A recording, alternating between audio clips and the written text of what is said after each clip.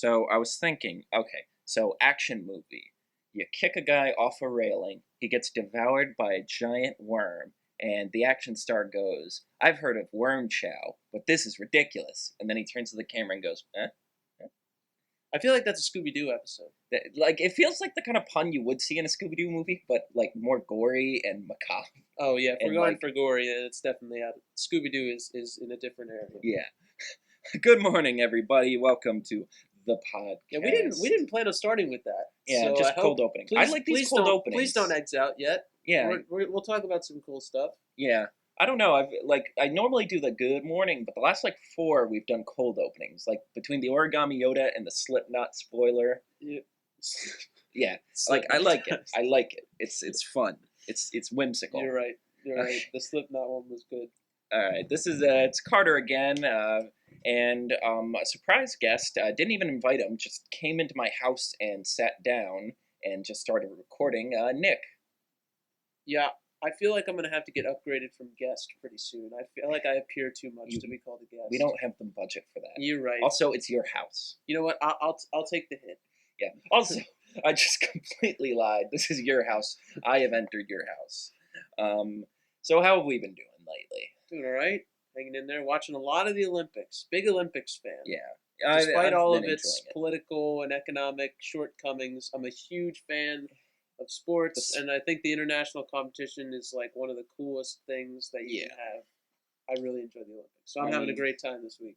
It's a way of celebrating one's country that doesn't involve wars or complicated colonialistic stuff, which I am a fan of.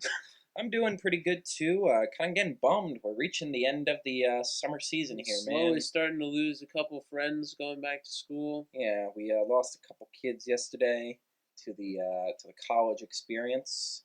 There's a lot of fun stuff we still haven't gotten to do. At least I feel like. Still haven't seen Ghostbusters. I think You're right. I've put that off a little too long. Speaking of Ghostbusters, we were talking about, maybe this came up earlier. Leslie Jones, Yeah. right? She's been in Rio. Yeah, the I past heard they couple of invited days, her. and they literally won't stop interviewing her because she's just going nuts. Like in the beach volleyball stadium on Copacabana Beach, she's just in the front row yelling, just like freaking out. I love it. She Good may be for getting her. more attention than some of the athletes. Good for her. It's hilarious. She's earned it. Oh my goodness. Oh, that's something I remembered. I mean, we won't talk about it real quick. Apparently, well, there's a reason why I haven't been able to see Ghostbusters, because the show times have been running a bit thin.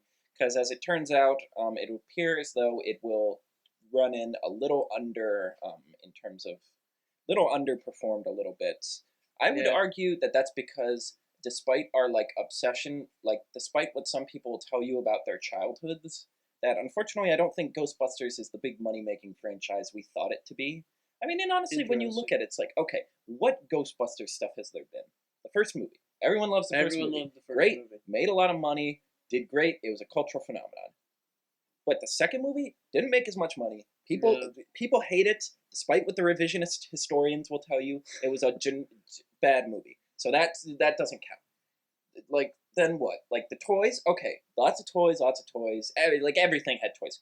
Friggin' RoboCop had toys, and that's a movie where people get shot in the dong. Yeah, I was just gonna say, wait. That movie is a hard. Seems like an hard. unsafe thing to have toys for. It was a different time.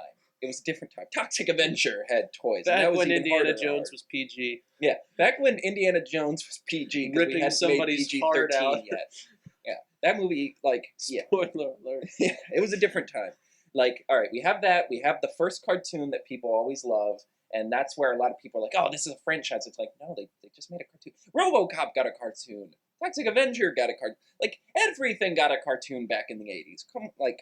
I think we're just coming to terms with, okay, maybe Ghostbusters isn't the big financial property. And someone also made the point of, you know what, a lot of big blockbusters actually didn't, break even. Tim Burton's Batman.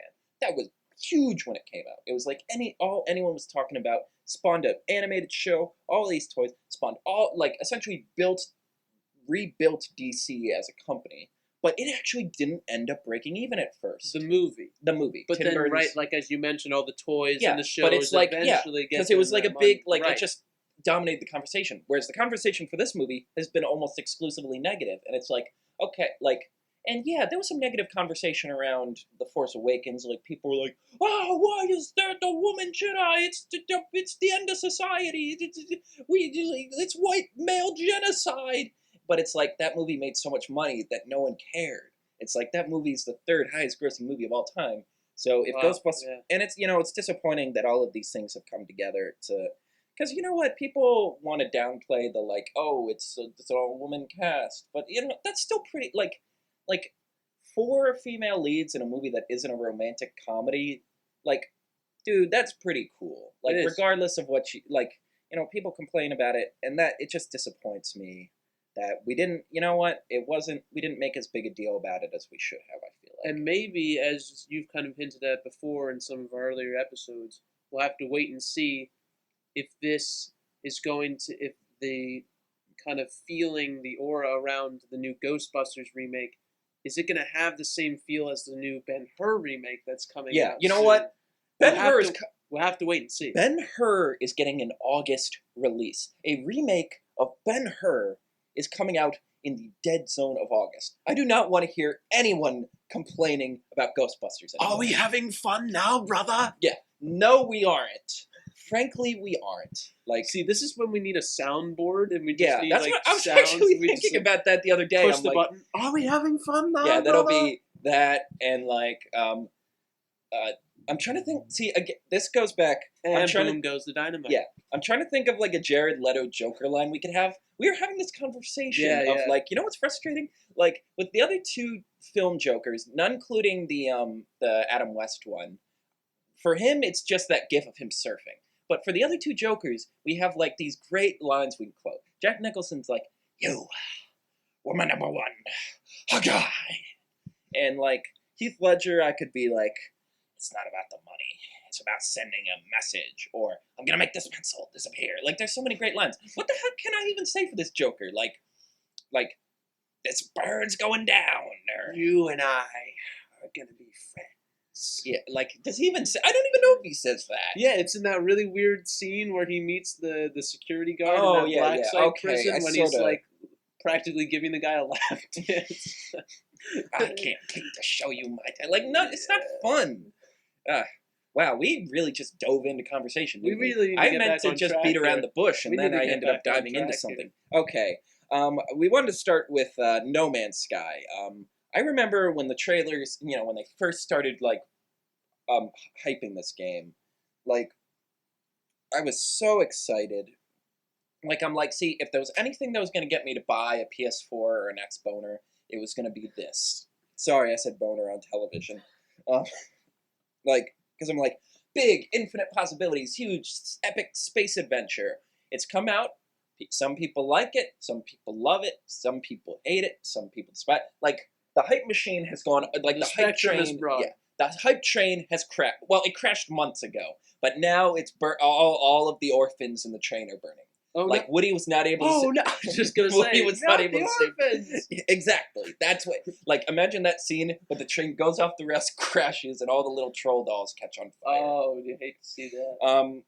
It's a lot of people are just disappointed because it's like a lot of people are like, this isn't the game I was promised. You were promising me all this stuff, and this is just another one of those survival games where you collect resources and you craft stuff. And I'm like, well, I like those. Yeah, I was just gonna say when I first saw it, and I didn't have a lot of knowledge about the game. It actually looked kind of cool. It looked almost like an intergalactic Minecraft. Yeah, and I that think that sounds to a certain extent what it is, but without the building, more Right. just survival stuff. Right, but I think that kind of game is Be is cool. in right now. Yeah. Right, like that's the kind of game that's that the people genre. are That's the shooting default. for. Like Right. it used to be Call of Duty games it was like that's the default. First person shooter. If you're making something, it's probably going to be that. If you want to make something to make money, it's probably going to be that.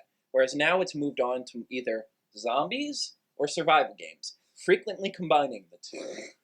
Like, Jesus, they just announced a new Metal Gear Solid game that's a survival zombie game. And it's like, that's literally just like, you have, literally on your desktop, you just have survivalzombie.exe.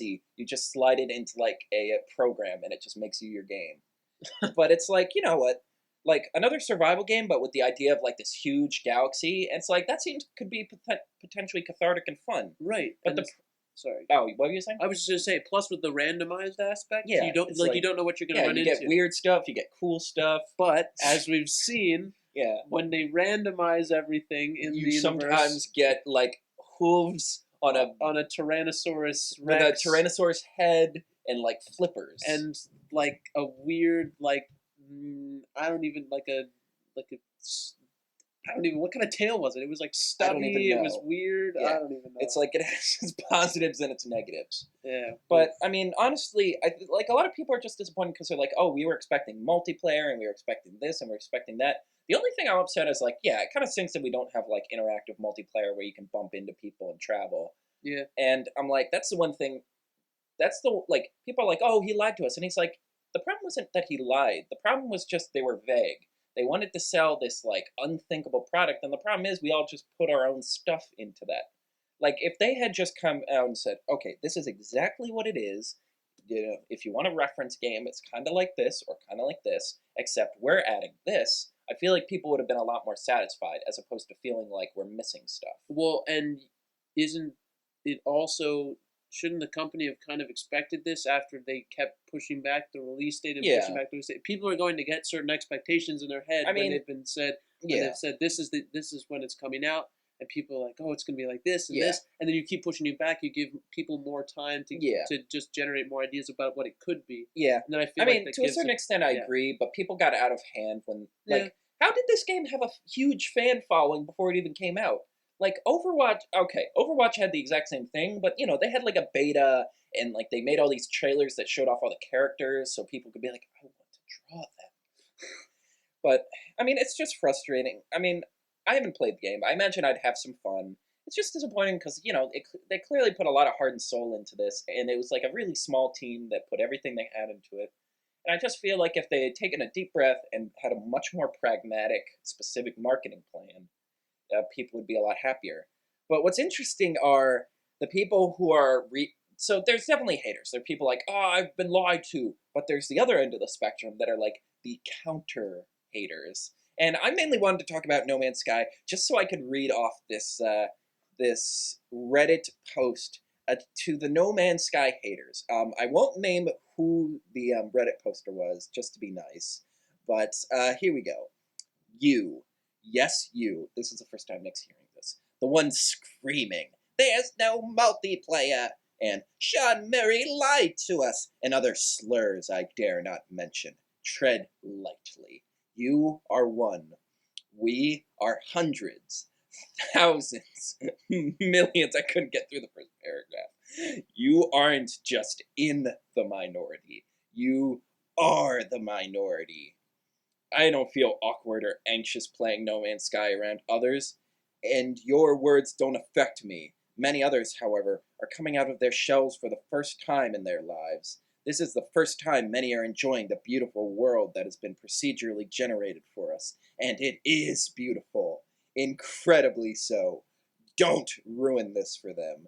We No Man's Sky fans may have our differences, but we will not hesitate to come to the aid of our fellow explorers, especially against someone who so virtually slurs that which has brought us all together. Don't take this the wrong way. I don't hate you. I don't fear you. I pity you. I'm sorry that Jesus Christ. I don't feel sorry. I'm sorry that you feel this way toward us. I'm sorry that No Man's Sky is such a bane to your existence. I'm sorry that you are missing out on such a wonderful experience. Mostly, though, I am sorry that you feel the need to go around and publicly chastise and berate others. I'm sorry that, to ensure your own validity, you need to make others feel invalid. I'm sorry that your self-worth is so minuscule that you have to make others feel less than human, at least in your own denatured mind, just to feel whole. I am truly sorry that day in and day out you have to put up with your own worthlessness, meaningless, Shakespearean tragedy of life. I ask you politely to cease your unnecessary cries for attention and instead invite you to join our ranks. Uninstall Call of Duty. See, it always comes back. If you don't like a certain game, you must like Call of Duty. Start up No Man's Sky and breathe in the splendor and amazement of your first planet. And then, maybe, just maybe, you'll see what you've been so helplessly searching for this whole time. Wow. Just, you know what? See, I stopped listening about like 3/4 of the way through and just started thinking about whether this person was serious or if they were trying to make this a theatrical performance. Because I can't tell. To be honest, like the internet has ruined like sarcasm and parody, so I'm convinced this guy was dead serious about this. I like, you know what? I was gonna say I want to meet this guy who's so insecure about like his game that he feels the need to like attack other people about it. I just want to meet the guy he's like projecting this onto. I want to meet like what kind of person he's imagining when he writes this. Like what kind of like trollish contorted beast. Like I imagine something like I imagine I can't even like He used Shakespearean as an adjective. I just I'm not sure if It it gets was- any better than do you that. agree it was worth it to talk about No Man's Sky just to bring this up? Yeah, that was worth a listen. I still don't know what I listened to, but it was worth Well, it. like Jim Sterling put it best toward guys like this. Why do you feel the need to go on the internet and rage when you have the game already? You finally have it after all this wait. Go play it. Don't waste time on the internet. Go play your game you've been waiting for and they're so like caring about. Enjoy it. Have fun. You finally have it. Don't bother like finding people on the internet to complain about. Just enjoy man. it. That's weird. Dude. Oh man, what a world! Like the internet really has ruined us all. Follow up to No Man's Sky. I finally started playing Her Story. It's a game I downloaded back in December. The basic premise is you have this old school police database computer, and you essentially have to watch all of these clips about a woman being interviewed about a murder. And they're like live action clips. It's an actual woman. It's not like a digital thing, which is cool because we haven't had it. Like we've been kind of short on AVM games. I don't remember what they're called. There used to be a lot of games where they'd have like really low poly like live Yeah. action footage, and that's sort of making a comeback, which I'm excited about because we can actually, the footage will actually look fresh now. But yeah, it's really cool. Like, so you can only look at a certain amount of clips at a time, so you need to like sort of twist your words to get specific things you want. I guess the ultimate goal is to watch every single clip in the database using your like different words to get to those clips. And it's pretty cool. Like, I don't know, something about having an entire story told to you through like interviews is pretty exciting. Like I don't want to spoil anything, but there are genuine twists and turns where I'm like, and yeah, it's pretty cool. Yeah, I don't really have anything analytical. I just like it. Good stuff. Yeah. Moving on. Do you want to talk about Chase Utley? Yeah, Chase Utley made his first return to Citizens Bank Park last night, and he, first of all, probably one of, if not my favorite Philly. I feel like everyone's, right? And really cool to see him come back with the Dodgers playing in Citizens Bank Park last night. Seen videos of him signing autographs for Phillies fans in batting practice last night, and then the video, of course, of his first introduction to his at bat, getting a standing ovation for nearly 2 minutes, trying to get into the batter's box to bat, and wasn't able to do so because the fans continued to clap. Signs everywhere in the stadium thanking Chase Utley, and unfortunately, we were reminded that Chase Utley does not play for the Phillies as he hit 2 home runs last night. Oh my god! One of them being a grand slam. So welcome back, but also please don't do that again. I saw the score was like 13-3, and I'm like, oh, I hope Chase Utley did well. Yeah. Evidently, he did. Yeah, so that was really cool to see him come back. Yeah. And I know Phillies fans or Philadelphia fans get a lot of frequently warranted flack sometimes for how vitriolic they can be, which sometimes I feel it's unfair, sometimes I'm like, that's kind of fair. It was nice to see them all, like, put down the spears and welcome home this guy. That was nice. It's nice that we can have, be civil and happy to see one of our favorite players come back. There are certain players that Phillies fans will always respect and love no matter where they go. And that's happened a couple times. It's been brought to my attention through social media. I think Allen Iverson, Brian Dawkins, and Chase Utley definitely fall into that category. So it's players that maybe not leaving on their own terms. Phillies fans have a big problem with people who didn't always like or embrace the city and or did not always give what Philly fans thought was their best effort all the time. Which is I can empathize with, because after Willis McGahee trashed Buffalo, the city, and Buffalo women for like 2 years, I'm like, yeah, I don't want to see this guy ever again. Yeah, so it was great to see the ovation that he got coming back. Well deserved. Good for him. Yeah. Just maybe a few less home runs. Yeah. Good for him, though. I want him to see him get another ring, but I don't think the Dodgers are going to do it. Yeah. Well, mainly I just want the Cubs to win, just so we don't have to talk about that ever again. Yeah. I am so sick of those jokes. With the Back to the Future stuff and that Donald, like, Back to the Future with that, and like, oh, they based this character off Donald Trump in Back to the Future too, and oh, this is the year the Cubs are gonna win, and Jaws. I'm like, God, just kill me. Just end it. Just end. Like, And just it's interesting blow because up the the Cubs have a very good shot, still holding the best record in baseball, I believe, without their youngest talent. One of their younger talents, Kyle Schwarber, who I don't even believe ever played a game this season, was injured, and they're still leading the NL Central by a wide margin. NL Central? AL Central. NL Central, I think. I'm not sure, but yeah. Needless to say, between that and the Leo memes, I'm like, they were never funny. They never were funny. So let's just stop. They stopped being funny if they ever were. Let's just end it. Rolling right along, we're blazing through these topics.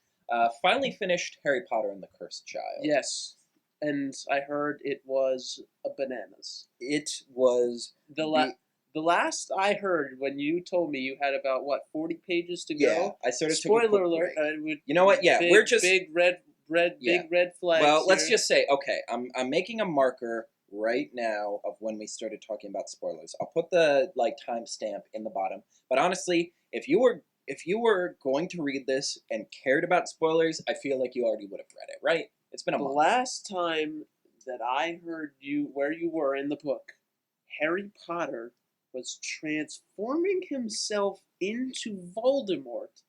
Yes, I said his name. In order to somehow emotionally sway Voldemort's daughter. This is bananas. Okay, I don't even listen. I'm not even a follower of the Harry Potter series, that's bananas. Let me try to just do the even bridge I version. know that. So book 4 of Harry Potter. That's that's when stuff gets real. It's everyone's favorite book. There's a character named Cedric Diggory who's just the nicest guy in the world. Him and Harry win the Triwizard Tournament, but it turns out it was an orchestrated trap by one of Voldemort's followers to kill summon Voldemort, because you need Harry's blood, because he's a Horcrux or something, I don't know, and resurrect Voldemort. And Cedric gets killed because it's like, well, we can't have witnesses, and he's just a spare, so he doesn't matter. So cut ahead to this. So Albus, who's Harry Potter's son, sees Cedric Diggory's dad, comes to Harry, I know you have a time turner. Time turners are the things that travel back in time. And it's like, you can bring my son back. He died because of you. He died because you led him into this trap. This is your fault. You need to bring back my son. And Albus is like, you know what? Just because he won't do it, we will. We're gonna team up with Cedric, so Cedric Diggory's not sister, but what's the familial connection? Cousin, is taking care of his dad now, and she's like, oh, I'll help you guys. And then all of a sudden, so they inadvertently create an alternate reality where Albus doesn't exist, but Malfoy's son, who's Albus's friend, is the coolest kid ever. It's just the most bananas, because it's that cutoff of part 1 where it's so they mess up the one Triwizard Tournament scene that involves water, and he gets out of the lake and he's like, Albus, and Doris Umbridge. Yes, that's how much fan service they do. That Doris freaking Umbridge comes back. She's like, what are you doing? like, why are you doing, like, what are you talking, why are you mentioning Harry Potter's name on this sacred of days? Voldemort Day. And all of these apparent, in the script notes are like, all these snake banners come down, and it's like, Harry Potter's been dead since the Battle of Hogwarts. What? And like, all this, like, okay, so what happened? Wait a minute. What? Yeah, so they embarrassed, so to Oh keep my him gosh. from competing in the Triwizard Tournament, they really embarrassed Cedric Diggory. So he becomes a bitter young white boy, and sorry, social justice there, didn't mean to trigger you. He joins the Death Eaters, who are like Voldemort's death cult. He kills Neville Longbottom, who was the guy who kills Voldemort's snake. Voldemort's snake is the last of the Horcruxes. So without that snake dead, Harry can't kill Voldemort. So Voldemort kills him and takes over the world. Yeah. Yeah. Wow. And so and they're in this dream, like in this version of reality, Scorpius like keeps hearing about this person, like the Augury, which is some kind of like firebird. And so they're like, they go back and they're all, so he manages to fix everything because it turns out Snape is still a part of like the resistance movement in this reality. So him, an alternate version of Hermione and Ron all team up. They're like, we got to go back and make sure he wins the third competition, or we got to stop him from doing this and that. So they go back to this reality, and then Scorpius is like, we need to destroy this time turner, man. This stuff is getting too dangerous. Like, we've already effed up the space. We've already created Voldemort Day. Yeah, we fixed that, but God knows what else we've done to this timeline, honestly. It looks like everything's relatively back to normal. Let's settle for that.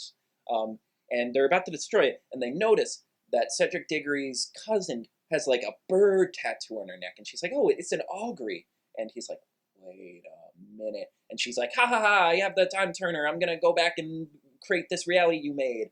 And then, so she does that, and then she's like, screw it, I can't do that. I'm just going to go back to the source. I'm going to keep Voldemort from ever trying to kill Harry Potter. That way, Harry Potter won't have a magical barrier around him, and Voldemort will just take over the normal way. And then Harry finds out, he goes to like Cedric Diggory's dad's place, like, your cousin is like, it made my kids do all this. And he's like, I never had a cut. Like, what are you talking about? No one ever comes and visits me. And it's like, what? And they find her like secret lair, and it's like, she's like, I'm Voldemort's daughter. And you're like, what? And yeah. And I know it all sounds, it's very fan servicey. Let's just say that. What is going and on? so then they're like, all right, we got to go back to when my parents were killed to like stop her from messing all this up. So I'll pretend to be Voldemort and lure her into a trap. But she sees through it pretty quickly. And it actually, this part's actually cool. Like, the fan service ends up paying off, actually, with this part where it's like, okay, so he's like dodging. So it looks like he's about to be killed by Voldemort's daughter. And his son runs in and like tries and stops her. And he goes like, I never fight alone. And I never will. And all of his friends come out and help him fight. And it's like, that's actually a really sweet moment. And I'm like, oh, that paid it off. Like, I will say, I'm not, like, I liked it. I'm not the hugest fan. I didn't adore it like some people do. But I still think it's pretty good. It's entertaining. In terms of, like, if this really is the last story we get specifically about Harry Potter, I think it's a good one. Like, I've read a lot of good stuff from Devin Faraci, who's, like, a very good, like, pop culture critic, who talked about, like, it's fitting that they centered all of it around the Triwizard Tournament in Book 4, because that's, like, when Harry Potter matured and went from whimsical adventures to, like, oh, this is actually macabre and morbid. And, like, that's actually a pretty good point. And just sort of the interaction between Harry and his son is really good. And Scorpius might be the best character we've had in Harry Potter in a while. Because he's, like, he's well-meaning, he's kind of nerdy, like, he has an even worse heritage to live up to than Albus does with his dad, because, you know, his dad, like, joined the effective wizard neo-Nazis.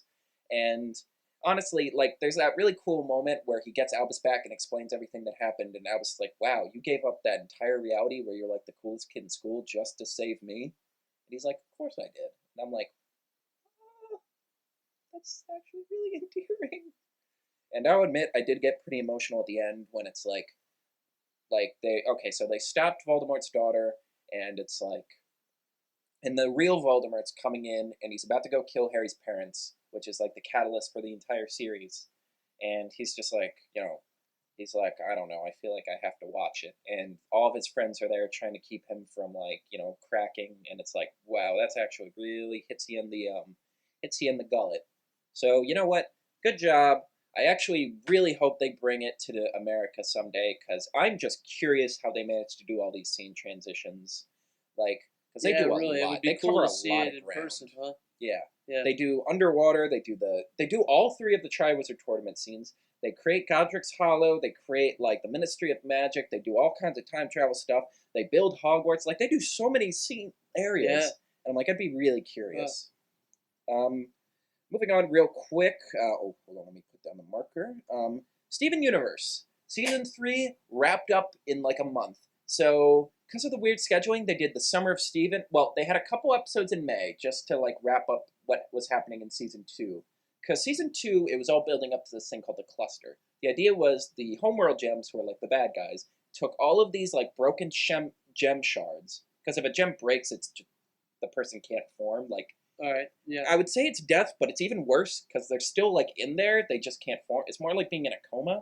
So they just jammed all of these shards into a big old ball in the center of the earth, and it's like this is gonna form into a horrifying monster and just punch through the Earth's surface and become a geo weapon. So that was the wrap up. The start of season 3 was just wrapping that up. It was like Steven's like, all right, we have to, Peridot's like, all right, we need to make a giant drill and we just gotta crack a hole through it and kill it. But Steven's like, I don't think we should do this. Like it doesn't want to form. So he's like, oh, we'll just put in a big protective bubble with the power of friendship. And I'm like, that's the most Steven Universe-y way they could have solved that problem, and I love it. Oh, boy. And season 3, pretty darn good. We pretty much had an episode every day from like mid-July to mid-August. And you know what? I was kind of surprised because it seemed like they were going to build up to some big, like, it's like the last 2 seasons, there was like some kind of like big bad it was eventually building up to. Season 1, it was all building up to like, oh no, the Homeworld gems are going to come back. So we need to get ready for this. And season 2 was like, oh, there's this thing called the Cluster. We gotta blow it up. Whereas this season, nothing like that really ever formed. It was more just like the first like 2 weeks were sort of like all kinds of wacky misadventures where Steven learned some new powers. Like now he can levitate, he can make a spiky ball, like he can form a bubble that also has spiky balls or spikes on it. He can astrally project himself into people's dreams. He can body swap with people. What? He got his healing power back. I feel like that is a lot of things to learn in a very short time. Well, yeah, that's what everyone was like, wow, he's really overpowered now. Like, the big emotional hook of season 1 was like, the 3 crystal gems were about to be killed, and he's just like, no, you're my family, I'm a crystal gem too. And he manages to summon this shield. And that was like this huge thing, because it's like he can't normally do that, and it was like really draining. Now he's just summoning like 3 or 4 at a time and throwing them like discs. But as it turns out, he's OP. yeah, he's OP. But as it turns out, that was the point of the season. Because he gets in a fight with Amethyst, who is like established as being kind of malformed. Because it's like, oh, you're not supposed to be short and like stout. You're supposed to be really big because you're a court soldier. So you're supposed to be huge. But I guess you're like, when you were like formed, something went wrong. And she, like, that's sort of her chip on the shoulder throughout her entire Create series. And her and Steven get in a fight because Amethyst is like, God, now I'm the worst. Like, usually, you set the bar so low, I'd always at least be second to worst. And now I'm the worst. So they get in a fight. And then Steven's like, well, just imagine how I feel. I have to live up to my mom, who's like the leader of the rebellion and the greatest person who ever lived. So why do you think I've been training so hard and getting all these powers so I can live up to her? And I'm like, oh, that's a hook. That's a seasonal hook. So the whole season sort of becomes him sort of finding himself, trying to live up to his mom. And then, like, the last 5 episodes, it's like, okay, there's this character named Jasper. She's like a homeworld gem. She's a soldier. All she ever does is fight. And she's just so, like, she wants payback from the crystal gems because they, like, ruined everything. So she's like, I'm going to form my own army. So she finds all of these corrupted gems who are all, like, messed up. Oh, we finally found out what corruption is, too. So there's all of these, like, monsters. And in season 1, Steven gets in a fight with like another gem, and he's like, gems shouldn't be fighting. And then it's like, no, we've been fighting gems this whole time. See, all those monsters we fought, those used to be just like us, but they got like corrupted, and now they're monsters. And we finally find out because he manages to heal one back to slightly like where it's self-aware, and it explains what happened. And it's like, okay, so the homeworld lost the war, so they're like, all right, we're evacuating everyone. We're just leaving this colony. Oh, surprise! Bioweapon hits the planet, mutates all of these gems into like monsters where they can't shapeshift back into their normal forms. And I'm like, holy Toledo! And that was also the fan theory I had, because I'm like, they reference like Homeworld like fleeing the Earth, and I'm like, why would they, like, they still outnumber the gems. Why aren't they? Oh, because they used like a bomb or something, didn't they? And they did, and I was so vindicated. It makes you feel so smug when your fan theories on this show are right. And also, it's horrifying because that's some body horror crap right there. Because they're all like mutate, like the person's like shape shifting back into a monster, and she's all like, ah, and it's ugh. But anyway, so this Jasper, she's like, so she has all these monsters on her side now. So Amethyst is obsessed with fighting her because she should be like Jasper, like this tall, huge guy. Steven finally is like, no, you're not like her. You're like me because we're different and we're weird. And I know it sucks, but you know what? At least we got each other. They end up fusing into smoky quartz, kicking Jasper's ass. Jasper ends up trying to fuse with one of the monsters, which corrupts her. And then she's like, why, like, get off your high horse, man. I'm only, because she still thinks Steven is also Rose, even though Steven doesn't have any of your memories. And he's like, I'm only, like, I had to spend my whole life fighting and, like, being a soldier because of what you did to this planet and this colony and what you did to my diamond. And the diamonds are, like, the authorities. And it's like, what did Rose do to Yellow Diamond? And she's like, what? No, your diamond, Pink Diamond. And you're like, what? Pink Diamond? They've never referenced her. And then these, like, other Homeworld people come and they're like, oh, man, yo, your mom murdered Pink Diamond, straight up shattered her. And it's like, what? And then that's how the season ends with Steven like, did my mom really do that? And Garnet's just like, yeah, she did what she had to do to save the planet. It wasn't pretty. And then it's like, because Steven's whole thing is like, oh, we shouldn't be fighting, we should be friends. And then he has to come to terms with his mom did the one thing he said he would never do. And that's like a cool ending to the season. Especially because the 100th episode was like, Steven finds this gem that turns out is one of the original crystal gems, bismuth. And she's like super cool and awesome. And eventually she's like, hey, you know what? You deserve a new weapon. And she's like, I was working on something during the war that would have ended it right there. And it's this giant like spike. And she just punches clear through stuff. And it's like, this thing will shatter gems right on impact. And Steven's like, we can't do that. And it's like, that's what your mom said too. And they fight. And then she ends up getting poofed.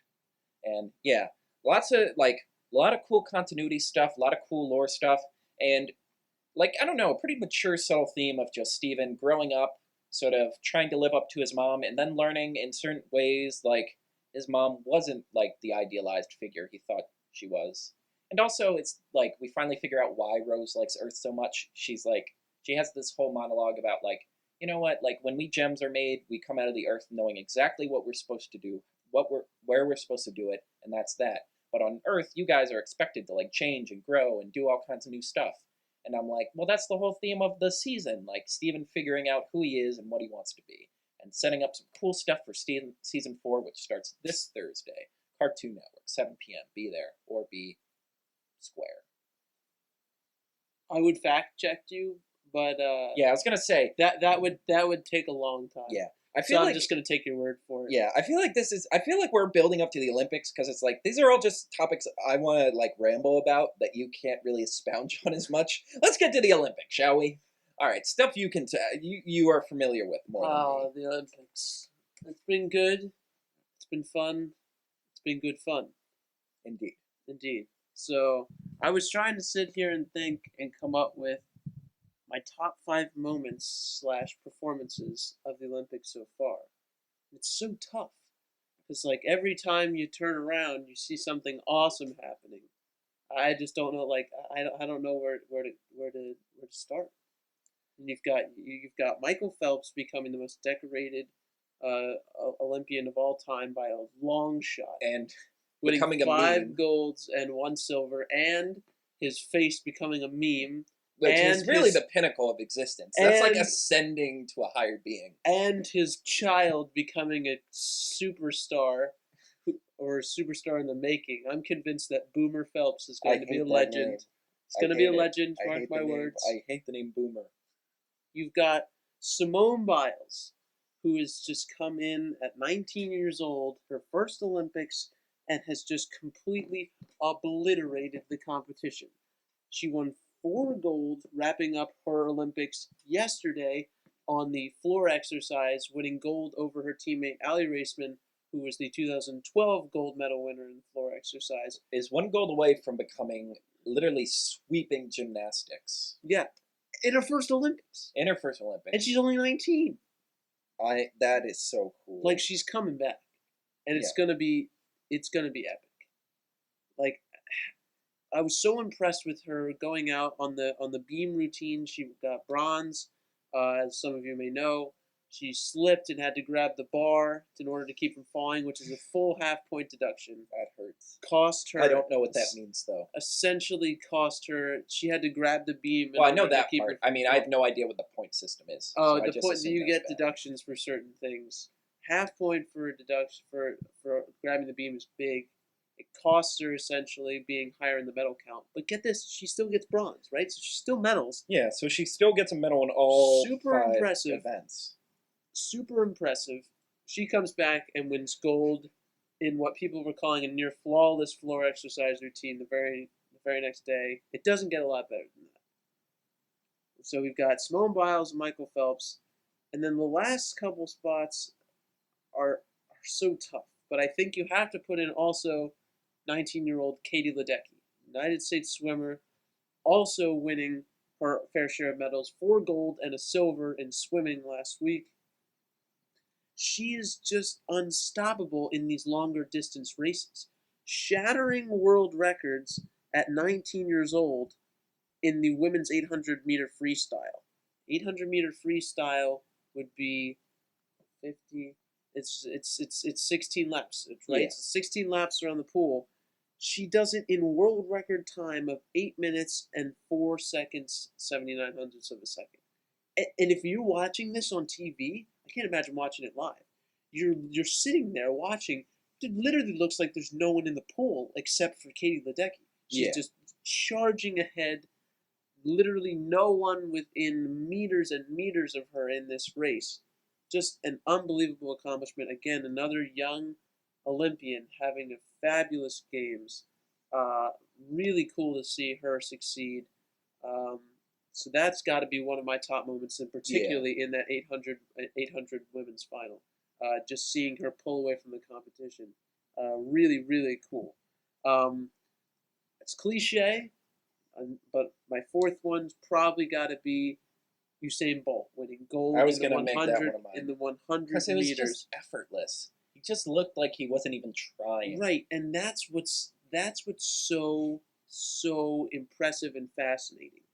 He goes out there every time he touches the track. He knows that he's the fastest man in the world and that no one can catch him. Imagine what that must feel like, knowing that you can expend not even your maximum effort and just beat everyone on Earth in a foot race. It was just so cool. Just he glide. Just watching him Unbelievable glide. stuff. Like, And how spoiled are we that we get to live when like we have the best swimmer, the best gymnast, and the best runner of all time are all competing at the same time? it's really And that's cool. not including all the other crazy stuff that happened this Olympics. Agreed. And I think that to see Usain Bolt, and to hear him in his interviews afterwards, knowing that he was behind in the first 60 meters, realizing that in the last 40 he was kind of going to have to pick it up. He can just do it. It's just a switch. It's another gear he can put himself into. So impressive. He's qualified also for the 200-meter semifinals today. And again, he did that with ease, just making sure in the last couple, like 70 meters or so, looking around, making sure, sizing up his competition, seeing who was coming in around him. To be able to do that, so impressive. Fifth for me is so tough, right? I've done 4. Yeah. Simone Biles, Michael Phelps, Usain Bolt, Katie Ledecky. Because you've had so many great moments. You've got Fiji rugby winning the country's first ever gold, going away by more than 40 points against New Zealand. You've got Monica Puig, who is a women's tennis player, coming out of nowhere to win the gold medal in Puerto Rico's first ever gold medal. And then you've got Annie Murray, also in tennis, the first tennis player ever to win back-to-back golds in men's singles. First tennis player ever. That is extremely impressive. He played a 4-hour match against Argentinian Juan Martín del Potro, and it was such a physical match, and Andy able to grind it out. Those all make honorable mention, because what I saw 2 nights ago, Thiago Braz da Silva, in the pole vaulting competition, breaks an Olympic record in front of his home crowd. You were telling me about this. Pole vaulting nearly 20 feet in the air, breaking an Olympic record. That's the kind of height that, like, when like a King Kong or a Godzilla movie comes out and they want to show you like how big the monster is, like Right. that would be one of the listed heights. Like you'd have the Empire State Building, Absolutely. like a plane, and like Yeah. it would be that. Right. And all of the other accomplishments from Fiji and Puerto Rico and Great Britain that I've mentioned are all admirable, but something about the home crowd for this guy, the way that the stadium was just roaring with applause, and the atmosphere has to be in my top 5 thus far. Really cool to watch. Haven't seen too many field events. They haven't shown a lot of them on TV. Track has been big, but a lot of field has been, maybe they show it on replay, but this they went to live because it's something that everyone had to see. So cool. So that, Thiago Braz da Silva winning the gold in pole vaulting, he rounds out my top 5 moments thus far.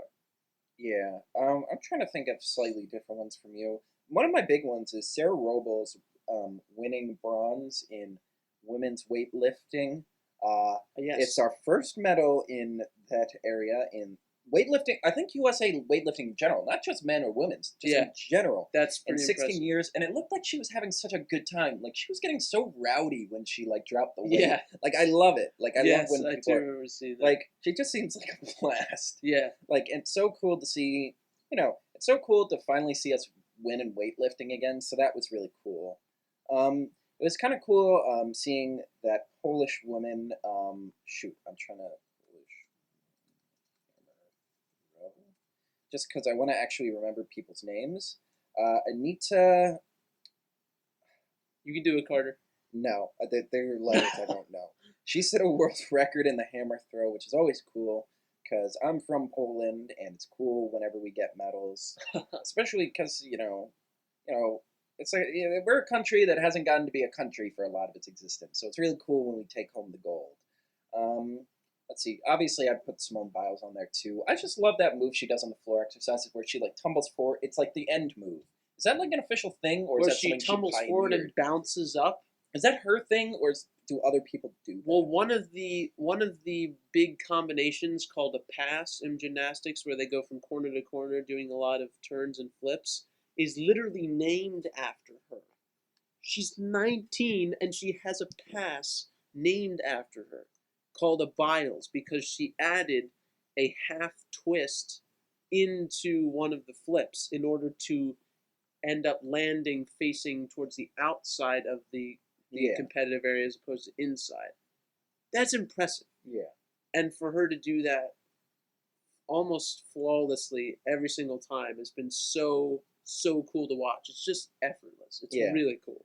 One of my other ones, that cool one of the kid from the Philippines who is the only one who managed to beat Michael Phelps. Right, the only non-gold that Michael Phelps won in these Olympics. Was a kid from the Philippines who not so long ago, I think it was in Beijing, there's a picture of them shaking hands. Joseph Schooling from Singapore. Yes, and he ends up beating Michael Phelps all those years later, which I think is just cool. And breaking an Olympic record. And breaking an Olympic record to boot.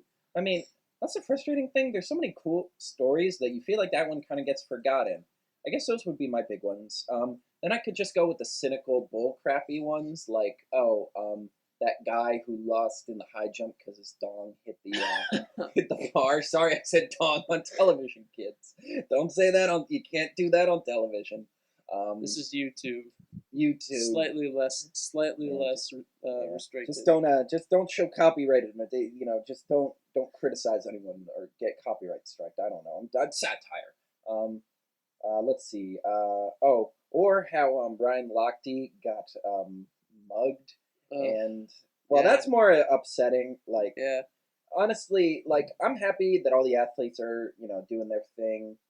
Um, Yeah, maybe and next week we can come back and do a best and worst list yeah, of the Olympics as a whole, and yeah, we could come up with a list of 5 things that we thought were the best yeah. and 5 things we thought were the I worst mean, stories out of the Olympics I thus will far. say, I will say there.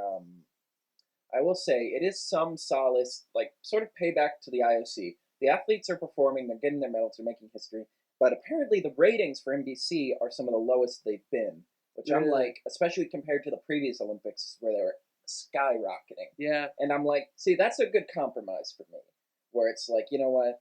For most, like, say for a couple incidents, the athletes have been okay. Well, I mean, one woman had dysentery, yeah. There have been a couple athletes that have gotten sick. it's maybe it's a lesson to the IOC. I hope the lesson they take isn't, well, I guess we're never having it in South America again. I hope the lesson is, hey, let's make sure we actually make sure we get everything built and it's good, and maybe LA will get it for 2024 now. Right.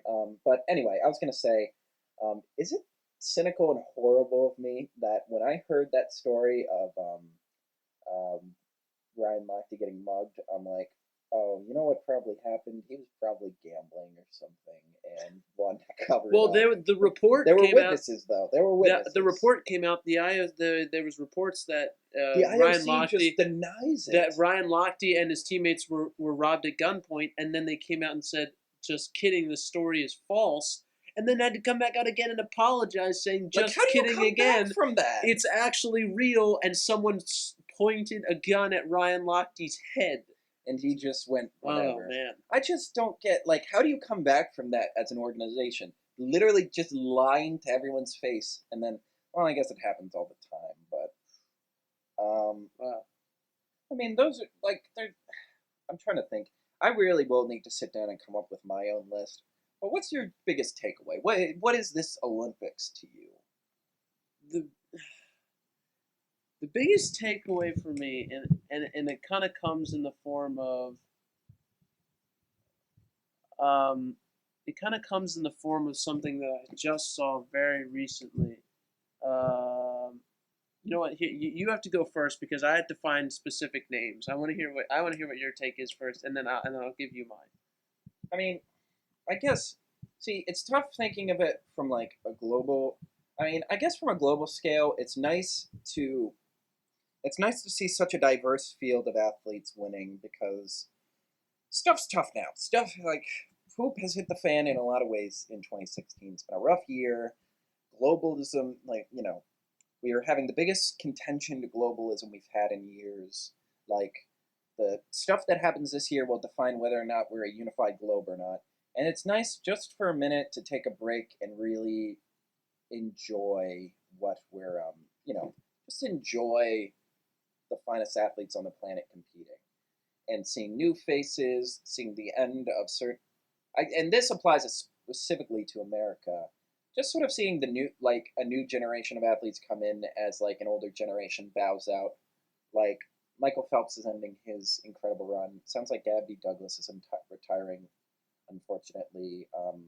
Unfortunately, the our volleyball champions are looking to go for the bronze, which might mark the end of their storied career. Like, there's some sadness, but there's also some positivity because it's like, man, look at all the stuff we've achieved the Yeah. last like 4 Olympics. Yeah, definitely. Summer, not winter. That's good, and mine's kind of along the same lines, but it was personified in this particular incident. We've heard about all of the, we've heard the word Zika and financial crisis and all these things that weren't And ready, Reaganomics. and Reaganomics was not one of them, but good Could've try. been. All these things that have gone wrong with the Olympics, but it's so hard to take away the spirit of the Olympics. It doesn't matter where it is. The spirit of the Olympics pretty much stays the same, and it was kind of personified yesterday in a heat of the women's 5,000-meter race. American Abby D'Agostino and New Zealand's Nikki Hamblin both collided and tumbled to the track. D'Agostino suffered a knee injury, but instead of just getting up, Hamblin moving on, or D'Agostino trying to struggle to the line. They both helped each other up, and they finished together. And I feel like that kind of like, I know it's cliche, but that like That was like cool. isn't that what it's about? Like, it doesn't matter what's happening. I mean, obviously, what's happening all over the world right now, in various places, there are terrible things happening. But this is what it's about. The Olympics, regardless of borders or boundaries or race or anything like that, countries come together, and it's the big show of sportsmanship and acceptance for one another, and that's really cool. And that's what the Olympics should be about. Not focused on all the stuff, while it's still important, about the venue itself or what's happening. This is what makes the Olympics, and I thought it was pretty cool. So that's my big takeaway. And this is, I think, I mean, I can't think of a better way to put it as we're wrapping up here. I guess this is a good enough chance to ask, Gabby Douglas, if you ever hear this, I'm officially asking you to prom. No? Yeah, we have to end on that. Joke didn't land? No, Didn't land? it's not. It wasn't. Oh, you were joking. I don't know. I'm just going with it. I mean, we're both 2 years out. Like, I don't was think just either of gonna us are say, we're legally not allowed going to go to back to our high prom, school prom. But I don't. Yeah, I think Hey. at this point, they have a 21-year-old age restriction, so I'm about to pass that. So, yeah. On that note, that's the podcast. Check it out. It's me and Nick, and we're having a good time. Yeah. Did that cover it up? yeah, it was good. Okay. All right, everybody. We'll see you next week. Have a great time. See you guys.